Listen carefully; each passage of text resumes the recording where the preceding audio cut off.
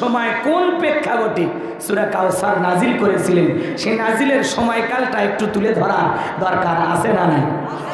আমি কি বলবো? রাগ করবেন না তো ইনশাল্লাহ? তাহলে তাকবীর দেন, লিল্লাহি তাকবীর। সম্মানিত ভাইয়েরা আমার, বিশ্বনবীর প্রিয় সাহাবী হযরত আনাস রাদিয়াল্লাহু তাআলা বলেন, নবীজি কাবার হাতিমে হেলান দিয়া বসা, আমি তাকায় দেখি নবীজির মনটা ভীষণ খারাপ, মুখটা মলিন, চোখের কোণা দিয়ে অশ্রু ঝরতেছে। কিছুটা সময় অতিবাহিত হয়ে যাওয়ার পরে আমি তাকায় দেখি আমার নবীজি মুস্কি মুস্কি হাসতেছেন। বলুন সুবহানাল্লাহ। হযরত আনাস ডেকে বলেন, নবী এই মাত্র দেখলাম আপনার মনটা খারাপ, মুখটা মলিন, আবার চোখের কোণাতে অশ্রু ঝরতেছে। কিছুটা সময় পার হয়ে যাওয়ার পরে আমি দেখি আপনি হাসতেছেন। আমার নবী কেন কাঁদেন, কেন হাসেন, এর রহস্য আছে না নাই? জোরে বলেন। নবীজি কেন মন খারাপ, বিশ্বনবীর মনটা কেন খারাপ, নবীজি কেন কান্না করতেছেন, এর পেছনে রহস্য আছে না নাই? নবীজির মনটা কেন খারাপ? কারণ হলো নবীজির কলিজার টুকরা ছেলে সন্তানগুলো জন্ম নেয়, আর একে একে ছেলে সন্তানগুলো মারা যায়। আবুল কাসেম মারা যায়, আবু তাকের মারা যায়, ইব্রাহিম মারা যায়। বাবা হিসাবে নবীর মনেও কষ্ট লাগে কি না? ছেলেগুলো জন্ম নেয় আর মারা যায়, বেশি দিন জীবিত থাকে না। তাহলে বলেন তো বাজান, যে কোনো বাবার কষ্ট হবে? কথা বলে। ছেলেগুলো জন্ম নেয়, মারা যায়। নবীজির কাছের চাচা নাম হলো আবু লাহাব, ডেকে বলে, ভাতিজা তোমার বংশে বাতি জ্বালানো কেউ থাকলো না, তুমি একটা লেজ কাটা, তুমি একটা নির্বংশ, তুমি একটা হাত খুঁড়ে। জোরে কন্যা উযুবিল্লাহ। যদিও রসুলের চারটা কন্যা সন্তান জীবিত ছিল, আবু লাহাব কিন্তু আবু জেহেলের চাইতেও খারাপ। কথা কন্যা, আবু জেহেলের নামে আল্লাহ তাআলা কোনো সূরা দেয় নাই, কিন্তু আবু লাহাবের নামে সূরা নাজিল করেছে। শুধু আবু লাহাব খারাপ না, আবু লাহাবের বউও খারাপ। কথা কন, কথা কন। স্বামীর চরিত্র যেমন, বউয়ের চরিত্র তেমন হয়। কথা কন, কথা কন। অনেক ক্ষেত্রে এদিক সেদিক হয়, কিন্তু অধিকাংশ দেখবেন স্বামীর সাথে মিশতে মিশতে হয় বউ স্বামীর মতো হয়, অথবা বউয়ের সাথে মিশতে মিশতে স্বামী বউয়ের মতো হয়। মানে ওই স্বভাবটা ঢুকে দেয়। দীর্ঘদিন একই সাথে ওঠা বসা করা, একই খাটেন ঘুমানো, বোঝেন না, বাতাসে পাল্টে যায়। কথা ঘন্টে কে না রাগ করতেছেন? আবু লাহাব হলো আবু জেহেলের চাইতেও খারাপ, আর এর বইয়ের নাম ছিল উম্মে জামিল। এই মহিলাও খারাপ। তো লাহাবের তাফসির করলে ওটা বুঝতে পারতেন। যেহেতু সূরা লাহাবের তাফসির আজকে করব না, ওই দিকে আমি যাচ্ছি না। এইবার সামনের দিকে যাই। আমি কি বলছিলাম? নবীজির সন্তান মারা গেছে, আবার নবীর চাচা হইয়া সমালোচনা করতেছে। ভাতিজা, হ্যাঁ তুমি একটা লেজ কাটা, তুমি একটা নির্বংশ, তোমার বংশে বাতি জ্বালানো কেউ থাকলো না। আপনারাই বলুন বাজান, আল্লাহ না করুক আপনার আমার সন্তান যদি মারা যায়, কাছের আত্মীয় স্বজনদের উচিত বিপদের দিনে সান্ত্বনা দাও। বাবা তুমি সবর করো, ধৈর্য ধারণ করো, জীবন মৃত্যুর মালিক আল্লাহ, আল্লাহ সন্তান দিয়েছে, আল্লাহ নিয়েছে, মন খারাপ করো না। আল্লাহ যদি চায় বছর না ঘুরতে আবারও তোমাদের ঘর আলোকিত করে সন্তান দিতে পারেন, তিনি কি? বাস কাছের মানুষদের উচিত এই কথাগুলো বলা। কিন্তু নবীর চাচা আবু লাহাব এতটাই খারাপ, এইভাবে লেজ কাটা নির্বংশ বলে বিশ্ব নবীর মনে কষ্ট দেয়। একে তো সন্তান হারানোর ব্যথা, আবার আপন মানুষদের ঠাট্টা বিদ্রুপ, এই জন্য নবীজির মনের কষ্ট অনেক গুণ বেড়ে গেল। আমার ভাইয়েরা এদিক খেয়াল করেন, বিশ্ব নবীর আছে না নাই? অনেক পয়গম্বরের সন্তান জীবিত ছিল, কিন্তু বিশ্বনবীর একটা ছেলেও কেন যৌবন পর্যন্ত জীবিত থাকলো না? এর পিছনে কি সেই কারণ, কি সেই রহস্য জানার দরকার আছে না নাই? নবীজির ছেলে সন্তানগুলো শিশুকালে বিদায় নেওয়ার পিছনে কারণ আছে তিনটি। জোরে বলেন কয়টি? নবীর উম্মত হিসাবে কারা কারা জানতে চান? দুই হাত তুলে আল্লাহ দেখান, লিল্লাহে তাকবীর। হাত নামান ভাইয়েরা আমার। এক জায়গায় যাওয়াজ করলাম, ভাই বলেন তো আমাদের নবীর নাম কি? বলে হুজুর আব্দুল কাদের জিলানী। পীর সাহেবের নাম মুখস্থ আছে, কিন্তু দয়ার নবীর নামটা বলতে পারে না। এজন্য ভাইয়েরা আমার, নবীর সম্মান মর্যাদা কত একটু জানার দরকার আছে না নাই? বিশ্ব নবীর উম্মত বলে যদি নিজেকে দাবি করেন, আজকের মাহফিল থেকে ওঠার কোনো সুযোগ নাই।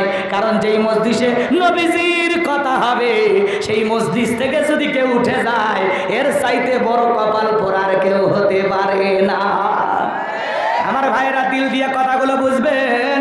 নবীজির ছেলে সন্তানগুলো কেন শিশুকালেও আল্লাহ তাআলা উঠিয়ে নিলেন, কেন তারা শিশুকালে মারা গেল, এর পিছনে যে 3টি রহস্য, 3টি কারণ আছে। আমি যদি বলতে চাই তাহলে 3 নাম্বার আয়াতের আলোচনা শুরু করা লাগবে। আমি কি 1 নাম্বার আয়াত বাদ দিয়ে 3 নাম্বারে যাব, নাকি আস্তে আস্তে শুরু করা যাক? ধৈর্য আছে তো ভাই? তাহলে একে তো সন্তান হারানোর ব্যথা, কাফেরদের সমালোচনা, অন্যদিকে সাহাবায়ে কিরাম যারা ইসলাম ধর্ম গ্রহণ করে, কাফের বেঈমানরা তাদের উপর নির্যাতন জুলুমের স্টিম রোলার চালায়। হযরতে বেলাল তখনও কালেমা পড়ে মুসলমান হন নাই। নবীজি রাতের বেলায় দারুল আরকামে বসা। হযরতে বেলাল বিশ্বনবীর দরবারে উপস্থিত হয়ে গেলেন।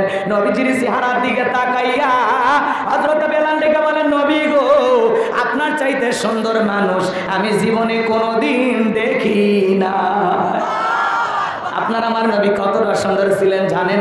হযরতে জাবির রাদিয়াল্লাহু তাআলা বলেন, পূর্ণিমা রাত আমি রাসূলের বাড়িতে গিয়েছিলাম, সেদিন দেখেছিলাম চাঁদ উদয় হয়েছে 2টা, একটা চাঁদ আসমানে আর একটা চাঁদ জমিনে। হযরতে জাবির বলেন, আমি একবার আকাশের পূর্ণিমার চাঁদের দিকে তাকাই, আর একবার বিশ্বনবীর চেহারার দিকে তাকাই। হযরতে জাবির রাদিয়াল্লাহু তাআলা বলেন, ওই আকাশের পূর্ণিমার চাঁদের চাইতেও বিশ্বনবীকে আমার কাছে বেশি সুন্দর মনে একটু জোরে বলেন না সুবহানাল্লাহ। আপনার আমার নবী কতটা সুন্দর। আম্মা জান আয়েশা দিকে বলেন, মিশরের নারীরা ইউসুফ নবীর চেহারার দিকে তাকাইয়া ফল কাটতে গিয়ে আঙ্গুল কেটে ফেলে দিয়েছিল। ওরা যদি আমার বিশ্ব নবীর চেহারার দিকে তাকাইতো, শুধুমাত্র আঙ্গুল নয়, আঙ্গুল কাটতে কাটতে, হাত কাটতে কাটতে কখন যে নিজের কলিজা কেটে দুফাক করে দিত, মুহূর্তের জন্য টের পাইতো না। আপনার আমার নবী এতটাই সুন্দর। আমার ভাইরা দিল দিয়ে কথাগুলো বুঝবেন। আম্মা জান আয়েশারও বলেন, ও দুনিয়ার মানুষ, তোমাদের একটা সূর্য আছে, আমি আয়েশার একটা সূর্য আছে। তোমাদের সূর্য উদয় হয় রাতের বেলায়, আমি আয়েশার সূর্য উদয় হয় রাতের বেলায়। আল্লাহু আকবার বলেন। তোমাদের সূর্য উদয় হয় দিনের বেলায়, আর আমি আয়েশার সূর্য উদয় হয় রাতের বেলায়। আম্মা জান আয়েশা একদিন রাতের বেলায় সেলাইয়ের কাজ করতেছিলেন, হাত থেকে সুইটা পড়ে গেল, বাতিতে কোনো তেল ছিল না, বাতি জ্বালাইতে পারলেন না, অপেক্ষায় বসে থাকলেন। বিশ্বনবী যখন এশার সালাত আদায় করার পরে ঘরের ভিতরে প্রবেশ করলেন, আমার নবীজি ঘরে ঢুকে সর্বপ্রথম আম্মা জান আয়েশাকে সালাম দিলেন। নবীজি ঘরে ঢুকে স্ত্রীকে কি দিলেন? একটু জোরে বলেন আমাজান, কি দিলেন? তাহলে আপনি আমি যখন বাড়িতে প্রবেশ করব, স্ত্রীকে সালাম দেওয়ার দরকার আছে না নাই? বাড়িতে যাবো, কে সালাম দিবেন, আসসালামু আলাইকুম রহিমা, কেমন আছো সোনা, ঘরের দরজাটা খোলো না, আমি তোমার লিটনের বাপ, তোমার দিওয়ানা। বউ খুশি হয়ে দরজা খুলবে, কথা বলে ঠিক কি না? কিন্তু আমাদের ব্যবহার এত মিষ্টি না। বাড়ির দরজা দেখ দেখ, এ রুবেলের ভাবে দরজা খোল, বেশি দেরি বলে দরজা ভেঙে ফেলে দিয়া তোর পিঠের ওপর কি যে হবি রে। ভিতর থেকে বউ বলে, এটা স্বামী না সেকেন্ড আজরাইল। কথা কন ঠিক কি না? ভাই রে ভাই, সালাম আছে যেখানে শান্তি আছে, সালাম আছে যেখানে সমাধান আছে, স্ত্রীকে সালাম দিবেন। যদি লোকজন না থাকে, বইয়ের হাতটা ধরে মুসাফা করবেন। কার হাত? হাই রে, শরম লাগতেছে, বাপ রে বাপ। হে যুবকে, কার হাত? থাক, কষ্ট করেন না আপনার। একটা কথা বলার দরকার, আমি খালি ওয়াজ করে যাই চোখ বন্ধ করে। ভাই আমি আগে বলছি, আমার কথার সাথে একটু সাপোর্ট দিলে গতি বাড়বে। বইয়ের হাতে যুবক, কার হাত? পাশের বাড়ির ভাবির হাত না, ধরলে ঝাঁটা দিয়ে পিটাবে। বইয়ের হাত ধরে মুসাফা করতে শরম আছে? লোকজন যদি না থাকে কোলাকুলিও সেরে নেবেন। স্বামী স্ত্রীর মধ্যে সালাম আদান প্রদান হলে আল্লাহর পক্ষ থেকে রহমত নাজিল হয়। সুবহানাল্লাহ। যে স্বামী স্ত্রী জবান দিয়ে সালাম আদান প্রদান করবে, ওই জবান দিয়ে একে অপরকে গালি দিতে 1000বার চিন্তা করবে। স্বামীও সালাম দেয় না, বউ সালাম দেয় না, দুইজনই বাড়ির মধ্যে বোবা। কথা কয় না? ঘরের ভিতরে স্বামী ঢোকে, স্বামী সালাম দেয় না, বউ একটু দেবে, দিয়ে একটু শরম দিয়ে অভ্যাসে পরিণত করবে, একটু করে না। পারবেন তো ইনশাল্লাহ? কি চাচা, রিস্ক নেওয়া যাবে? হ্যাঁ, রিস্ক নেওয়া যাবে। এক জায়গায় যা বললাম, ভাই বউকে সালাম দেবে, তখন বলে হুজুর বউকে সালাম দিদিকে শরম লাগে। আমি তখন বললাম, বাচ্চা কাচ্চা হয়েছে? কি কন হুজুর, 3 সন্তানের বাবা আমি তখন বললাম, স্ত্রী সবাসের একটা দোয়া আছে, তুমি কি জানো? হুজুর ওটা দোয়া পড়ার টাইম আছে না? না এরকম। এবার জানবো, আমার বউকে যা বলে সালাম দিদিকে শরম লাগে, ওটা শরম না, ওটা হলো শয়তানি। কারণ আর শরম বেশি হলে আর বইয়ের তো বাচ্চা হওয়ারই কথা না। কথাকে বোঝা গেল? এসব বাজান গো, এগুলো দুষ্টমি বাদ দিয়ে ভালো হয়ে যান, বউকে সালাম দিবেন, পারবেন তো ইনশাআল্লাহ? এদিক প্রথমে যে সালাম দেয় তার অহংকার থাকে না। কথা কয় না কেন? আমরা হুজুরের এমন ভাব নিয়ে আমি প্রধান বক্তা আমারে সালাম দেয়, মানে এমন একটা ভাব নিয়ে থাকে, কিন্তু আমাদের উচিত একে অপরকে সালাম দেওয়া। আল্লাহ রসুল বলেছেন ব্যাপক তোমরা সালামের প্রচার প্রসার করো, রাস্তাঘাটে যারে দেখা হবে তারই সালাম দেবেন, পারবেন তো ইনশাআল্লাহ?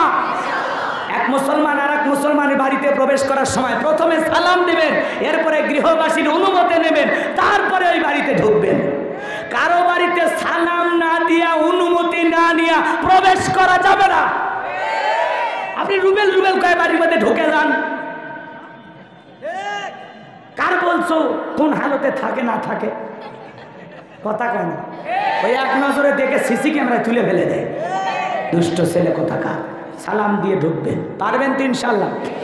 সূরা নূর আয়াত নাম্বার 27 আল্লাহ স্পষ্ট দলিল দিয়েছেন, তোমরা যদি কারো গৃহে প্রবেশ করো, গৃহবাসীর অনুমতি নাও, সালাম দাও, তারপরে প্রবেশ করো। পারবো তো ইনশাআল্লাহ? আল্লাহ যেন আমল করার তৌফিক দান করেন, জোরে বলেন আমিন। আমার ভাইরা, লম্বা আমি করতে চাই না। দাম্পত্য জীবনে সুখ আর শান্তি যদি পেতে চান, রসুলের 4টা সুন্নত আমল করা লাগবে। জোরে বলেন কয়টি? এই 4টি রোমান্টিক সুন্নত যদি আমল করতে পারেন, আপনাদের দাম্পত্য জীবনে কোনোদিন অশান্তি থাকবে না, মৃত্যু পর্যন্ত সম্পর্ক টিকে থাকার গ্যারান্টি। এ বাঁধন যাবে না ছিঁড়ে। মারহাবা কোন? সেই 4টা সুন্নত শুনবেন। কি কি? কথা কয় না, শুনবেন? আগ্রহ আছে? কারা কারা একটু হাত তোলেন তো দেখি। লিল্লাহে তাকবীর, মাশাআল্লাহ, সবারই আগ্রহ আছে। মানে আমরা এটা শুনলে পরিবর্তন হবে তো ইনশাআল্লাহ। এখন এই 4টা সুন্নত শুরু করলে তো এলোমেলো হয়ে যাবে। সামনের দিকে যাই বাজান, সময় যদি থাকে পরে বলবো। আমি যে কথা বলতে চাচ্ছিলাম বাজান, কথা মনে হয় ভুলে গেছেন। আপনার আমার নবী যখন ঘরের ভিতরে প্রবেশ করলেন, আম্মা জান আয়েশা ডেকে বলেন, নবীজির চেহারার আলোতে সুইটা কই পড়ে আছে আমি পরিষ্কার দেখতে পেয়েছি। আপনার আমার নবীর দাম কত জানেন? সম্মান কত, মর্যাদা কত? নবীর সম্মান মর্যাদা নিয়ে সারা জীবন আলোচনা করে শেষ হবে না। যে নবী হা বললে পুরো পৃথিবীবাসীর জন্য আল্লাহ পাক হালালে পরিণত করে দেয়, যে নবী না বললে পুরো পৃথিবীবাসীর জন্য আল্লাহ পাক হারামে পরিণত করে দেয়। নবীজি জমিনে পথ চললে আসমানের মেঘ এসে ছায়া প্রদান করে। বিশ্ব নবীর চেহারা যখন ঘেমে যেতেন, আম্মা জানেরা রসুলের দেগের ঘামগুলো জমায়া শিশির ভিতরে রাখতেন। বিশেষ দিনে রসুলের দেগের ঘামগুলো সুগন্ধি হিসাবে ব্যবহার করা হতো। যেই নবীর চেহারার উপরে মশা মাছি পড়া হারাম, বিশ্ব নবী যখন থুতু ফেলাইতেন, ওই থুতুর ভিতর থেকে সুগন্ধি বের হতো। আহা, কেমন নবী পাইছি! যে নবী আসমানের চাঁদের দিকে ইশারা করলে চাঁদ 2 টুকরো হয়ে যায়। আল্লাহু আকবার। সেই নবী জমিনে পা তুললে মাওলা পাকের আরশে আজিমে পৌঁছে যায়। ছাগলের স্তনে দুধ নাই, বিশ্বনবী হাত লেগে দিলে দুধে পরিপূর্ণ হয়ে যায়। সুবহানাল্লাহ বলেন। কেমন নবী পাইছি! যে খাবার 2-3 জন মানুষ খাবে, ওই খাবারে যখন বিশ্বনবীর হাতটা লেগে যায়, শত শত মানুষ খাবার খেয়েও যেমনি খাবার তেমনি থাকে। যেই নবীর চেহারার দিকে তাকাইলে পেটের ক্ষুধা নিবারণ হয়ে যাইতো। সেই নবীর কাছে হযরত বেলাল, কথা মনে আছে না ভুলে গেছেন? এবার হযরত বেলাল ডেকে বলে, নবী গো, আপনি নাকি কালেমার দাওয়াত দেন, আমারে কালেমা পড়ে মুসলমান বানায় দেন। বিশ্বনবী হযরত বেলালকে কালেমা পড়ায় দিলেন। লা ইলাহা ইল্লাল্লাহু মুহাম্মাদুর রাসূলুল্লাহ সাল্লাল্লাহু আলাইহি ওয়াসাল্লাম। হযরত বেলাল কালেমা পড়ে মুসলমান হয়ে গেলেন। আমার নবী ডেকে বলে, বেলাল কালেমা পড়ে মুসলমান হয়েছো, আপাতত প্রকাশ করা যাবে না, কারণ ইসলামের অবস্থা কোনো ভালো না। এমন সময় ছিল প্রকাশ্যে কালেমা পড়া যাইতো না। কথা কন না কেন? সেই সমাজটাকে আল্লাহ রাসূল কিভাবে পরিবর্তন করেছেন! আল্লাহু আকবার। তাহলে ইসলামের অবস্থা সবসময় ভালো থাকে না। আজও তাম পৃথিবীর দিকে তাকায় দেখেন, তাম পৃথিবীর জালেম আর বেঈমানদের টার্গেট ইসলাম আর মুসলমানকে বিদায় করা। কথা বলেন ঠিক কিনা?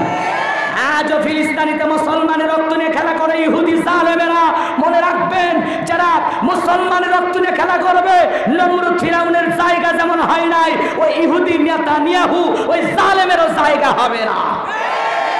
আজও কাশ্মীরে মুসলমানের রক্ত নিয়ে খেলা করে, আজও ভারতে গরুর গোশত খাওয়ার অপরাধে মুসলমানকে হত্যা করা হয়, আজও চীনের উইঘুরে হাজারো মুসলমানকে ধরে নেওয়া যায়, উলঙ্গ করে মুরগির মতো পিস পিস করে দেহটা আলাদা করা হয়, মুসলমানকে ঝোলাইয়া রেখে দিবালোকে প্রকাশ্যে গুলি করে হত্যা করা হয়।